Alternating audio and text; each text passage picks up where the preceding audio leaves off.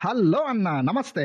మన ఛానల్లో మీ పిల్లలకు ఉపయోగపడే కంటెంట్‌ని మనం ఎక్కువగా డెవలప్ చేస్తాం. Positive discussions, motivations, short films, importance of bhajans. So వీటన్నింటిలో మీ ప్రేక్షక వంతుగా మన ఛానల్‌ని సబ్స్క్రైబ్ చేసి ఇంపార్టెంట్ అయిన కంటెంట్‌ను మీ ఫ్రెండ్స్‌కి, ఫ్యామిలీ మెంబర్స్‌కి షేర్ చేయండి. లేట్ చేయకుండా మన టాపిక్‌లోకి వెళ్ళిపోదాం. Success is directly proportional to the discipline. అంటే ఏమి లేదు అన్న. ఎంత డిసిప్లిన్‌గా ఉంటే అంత సక్సెస్ వస్తది. ఓహ్! చాలా డిసిప్లిన్‌గా ఉంటే చాలా డబ్బులు వస్తాయా? No bro. Let's understand what is discipline. One small example.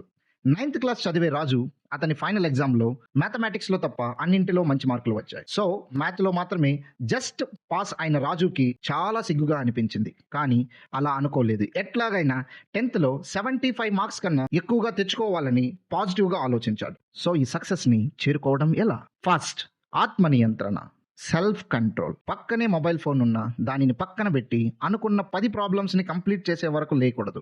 అదే సెల్ఫ్ కంట్రోల్. ఆత్మ నియంత్రణలో మనసు చెప్పేదే కాదు, బుద్ధి చెప్పేది కూడా వినాలి. Consistency in practice. తినడమైనా ఆపేస్తానేమో గాని నేను నా గమ్యాన్ని చేరుకునే వరకు ఎన్ని అవాంతరాలు వచ్చినా ప్రాక్టీస్ చేయడం మాత్రం ఆపను. ఫోకస్. మొహమాటం మీ ఫోకస్ని ఈజీగా డిస్ట్రాక్ట్ చేస్తుంది. రారా మామ బొండాలు తిందాం అని పిలిచినప్పుడు, లేదు మామ నేను ఈ పని కంప్లీట్ చేశాకే వస్తాను అన్నప్పుడు నువ్వు వెల్ ఫోకస్డ్. మేనేజ్మెంట్. ఉన్న టైంని సమర్థవంతంగా ఉపయోగించుకోవడం ఎలా? మ్యాథ్స్లో తక్కువ వచ్చాయని మొత్తం మ్యాథ్స్కే కేటాయించకూడదు. ఇతర సబ్జెక్టులను కూడా ఇంపార్టెన్స్ ఇవ్వాలి. సో మీకున్న టైంని వివిధ భాగాలుగా విభజించి ప్రతి భాగాన్ని సమర్థవంతంగా ఉపయోగించుకోవాలి. ఫైనల్గా ఒక్క మాట బ్రదర్.